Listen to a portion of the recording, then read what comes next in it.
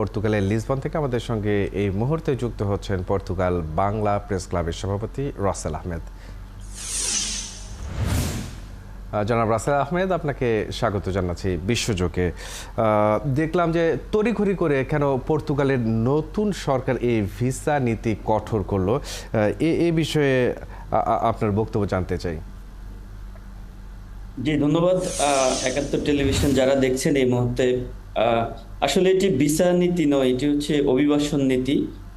Visa নীতি তাদের আগের মতোই রয়েছে, কিন্তু যারা পর্তুগালে অবস্থান করছে, আসলে পর্তুগালে যেমনটি রিপোর্টে দেখছিলাম আমরা, পর্তুগালে যারা যে কোনোভাবে পর্তুগালে যখন তারা যেত, সেটি বৈধ হোক, ভিসা নিয়ে হোক, অথবা যে কোনো অনিয়মিতভাবে তারা যাওয়ার পরেও কিন্তু সেখানে বৈধতা লাভের একটি অপশন ছিল, যেটি এর আগের সরকার 2017 সালে তারা একটি ডিক্রি বা আইনের মাধ্যমে সংযোজন করে।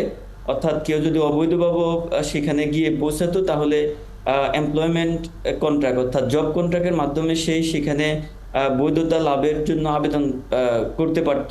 তো এই বিষয়টিকে আসলে নিরুৎসাহিত করছে বর্তমান সরকার। তারা গত এপ্রিল মাসে ক্ষমতা গ্রহণ করে।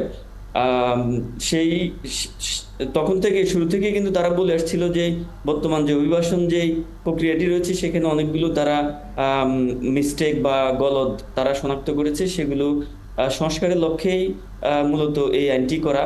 আর তাদের পক্ষ থেকে যদিও 42টি নির্দেশনা দেওয়া হয়েছে, মূলত 4টি বিষয়কে তারা প্রাধান্য দিচ্ছে। তার মধ্যে এক নম্বর হচ্ছে যে রেগুলেটেড মাইগ্রেশন। রেগুলেটেড মাইগ্রেশন বলতে আসলে যেমন যে কেউ যাচ্ছে তাই ভাবে সেখানে গিয়ে যেন রেসিডেন্সি অ্যাপ্লাই না করতে পারে, সেই বিষয়টিকে তারা এখন থেকে নজরদারির আওতায় নিয়ে আসবেন। আর দ্বিতীয়ত হচ্ছে যে তারা চাচ্ছে যে স্কিল মাইগ্রেশনকে প্রমোট করার জন্য সকল ধরনের ভিসা সার্ভিস কিন্তু চালু আছে এখনো। অর্থাৎ পর্তুগালের যত ধরনের ভিসা সার্ভিস রয়েছে, তারা কিন্তু সেই স্কিল ওয়ার্কার হিসেবে সেখানে যাওয়ার সুযোগ রয়েছে, জব সার্চ হিসেবে সেখানে যাওয়ার সুযোগ রয়েছে, স্টুডেন্ট হিসেবে সেখানে যাওয়ার সুযোগ রয়েছে, এন্টারপ্রেনিয়র হিসেবে সেখানে যাওয়ার সুযোগ রয়েছে, ডিজিটাল নোমাড যেটা ফ্রিল্যান্সার আমরা বলে থাকি, সেই সুযোগ রয়েছে, ইনভেস্টর সহকারে আরো অনেক ধরনের কিন্তু ভিসা ক্যাটাগরিতে কোনো ইম্প্যাক্ট আসে না। এটা শুধুমাত্র যারা পর্তুগালের ভেতরে রয়েছে তাদের জন্য এই 2টি আর্টিকেল মাত্র তারা বন্ধ করেছে, এরকম কিন্তু জি, অর্থাৎ তারা সেখানে দক্ষ জনশক্তি যাতে আসে সেই জায়গাটা মাথায় রেখে আসলে এ ধরনের অভিবাসন নীতিটি করেছে। তো পর্তুগালে অনিয়মিত বাংলাদেশের আনুমানিক সংখ্যাটা এখন কত, আর তারা এই অভিবাসন নীতির কারণে আসলে কি ধরনের সমস্যায় পড়তে যাচ্ছেন? এটা আসলে অনিয়মিত যারা বর্তমান অর্থাৎ গত 3 তারিখে এই আইনটি কার্যকর হয়, 3 তারিখ পর্যন্ত টোটাল 4 লাখ অ্যাপ্লিকেশন পেন্ডিং রয়েছে। তারা কিন্তু প্রমিস করেছে যে এই 4 লাখ মানুষের রেসিডেন্সি তারা খুব দ্রুততার সাথে তারা দিয়ে দিবেন।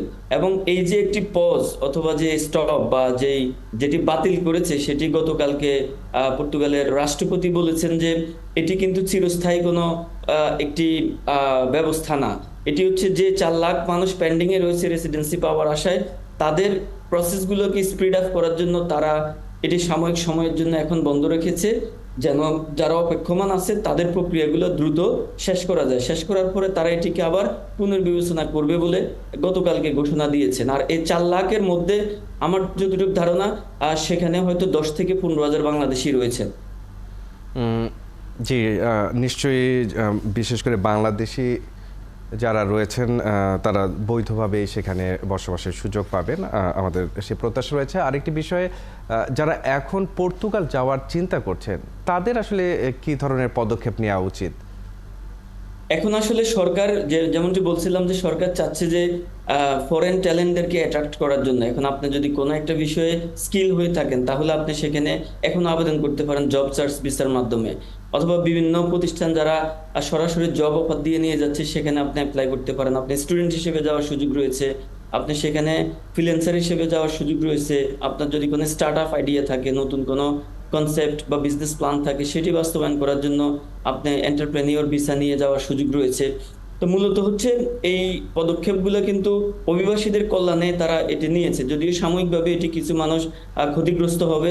আর এটির ফলে কিন্তু আপনি জানেন যে আমাদের আপনার এই বক্তব্যগুলো নিশ্চয়ই যারা অভিবাসন প্রত্যাশী তাদের অনেক কাজে আসবে।